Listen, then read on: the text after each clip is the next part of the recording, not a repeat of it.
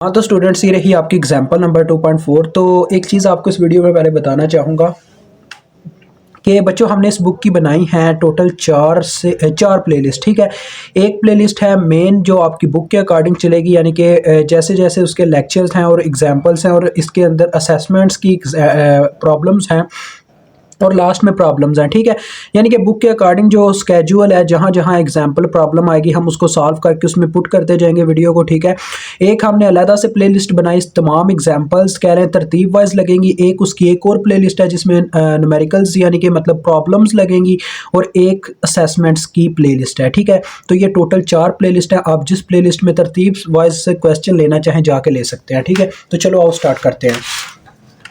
बच्चों वो कह रहे हैं कि find the transfer function represented by, यानी कि इसका ट्रांसफर फंक्शन आपने फाइंड आउट करना है जो जिसको ये यानी कि इक्वेशन ये हमें दी गई है जो कि रिप्रेजेंट की जा रही है derivative of C of T plus 2 C of T is equal to R of T. अब ये ट्रांसफर फंक्शन क्या होता है बच्चों? मैं चाहता तो इस पर एक अलहदा वीडियो बना सकता था, लेकिन मैंने आपका टाइम नहीं वेस्ट करना।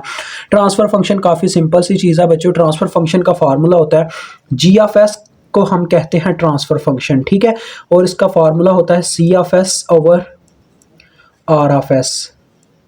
This is called transfer function. तो हमें मतलब कि देखें यहाँ से साफ साफ पता चल रहा है जी ऑफ एस हमारा ट्रांसफर फंक्शन को रिप्रेजेंट करता है। ठीक है बच्चों, यहाँ से हमें साफ पता चल रहा है कि मुझे टाइम डोमेन को फ्रीक्वेंसी डोमेन में लेके जाना होगा। तो मैं क्या करूँगा, इन सब का लैपलास ले लूँगा। तो आपने लिखना है यहाँ पे अप्लाइंग की बजाय लिख दीजिएगा taking Laplace transform on both sides. तो बच्चों देखो लैपलास लिया जाएगा दोनों साइड्स पे। यहाँ पे आ गया लैपलास डेरिवेटिव का सी ऑफ टी। ठीक है, उसके बाद आ गया 2 into Laplace of C of T और इज इक्वल टू यहाँ पे आर ऑफ टी का लैपलास हो गया। तो बच्चों इतना तो आप सभी जानते हैं कि डेरिवेटिव, सिंपल डेरिवेटिव, अगर फर्स्ट ऑर्डर डेरिवेटिव है तो उसका लैपलास क्या होता है? वो होता है सबसे पहले s इंटू जो भी उसका मतलब कि वेरिएबल है वो फ्रीक्वेंसी डोमेन में कन्वर्ट हो जाता है। ये इसका वेरिएबल सी ऑफ टी था, तो ये फ्रीक्वेंसी डोमेन में क्या होगा, कैपिटल सी से प्रेजेंट किया जाएगा और साथ में आ जाएगा इंटू एस, यानी ये फ्रीक्वेंसी डोमेन माइनस इसमें से क्या होगा बच्चों? अब देखें ये था फर्स्ट ऑर्डर डिफरेंशियल इक्वेशन। अब पावर एक घटेगी एस की पावर घटी तो वो चली गई जीरो पे। अभी मैं सिर्फ इसका लैपलास लिख रहा हूँ डेरिवेटिव वाली टर्म का, तो ये एस जीरो पे चला गया। ठीक है, यानी एस की पावर जीरो हो गई। 1 थी पहले 1 फिर 0 और साथ में आ जाएगा सी ऑफ 0 माइनस, यानी कि टाइम हमारा जो बच्चों कह लें कोई भी अगर ऐसा डिवाइस लगा है कैपेसिटर या इंडक्टर जिसमें पहले से भी कोई इनिशियल चार्ज स्टोर हो सकता है, उसकी यहाँ पे कंडीशन पुट की जाती है। ठीक है, तो ये यहीं तक है क्योंकि ये फर्स्ट ऑर्डर डिफरेंशियल इक्वेशन है। जब तक एस की पावर 0 नहीं हो जाती तब तक हम चलते रहते हैं। ठीक है, तो इसका तो लैपलास हो गया। अब इसका देखें, यहाँ पे तो डिफरेंशियल इक्वेशन है ही नहीं, मतलब कि डेरिवेटिव है ही नहीं, तो डायरेक्ट ये आ जाएगा। देखें 2, अब सी ऑफ टी का लैपलास हो रहा है तो ये क्या आ जाएगा, ये सिंपल आ जाएगा बच्चों सी ऑफ एस। ठीक है, और इस तरफ आए तो इस तरफ आर ऑफ टी का लैपलास क्या होगा, कैपिटल आर ऑफ एस, यानी कि टाइम डोमेन से ये फ्रीक्वेंसी डोमेन में चले जाएंगे बस सिंपली।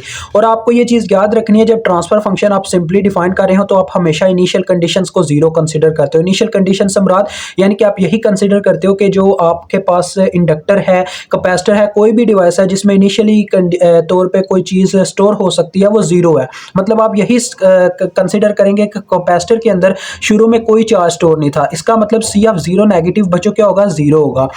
तो ये तो बीच में से टर्म जीरो हो गई और पीछे क्या रह गया, पीछे रह गया बच्चों देखो S into C of S. अब देखो इन दोनों में से मैं सी ऑफ एस को बच्चों चाहूं तो कॉमन ले सकता हूं, लेकिन मैं आपके लिए एक स्टेप कर रहा हूं।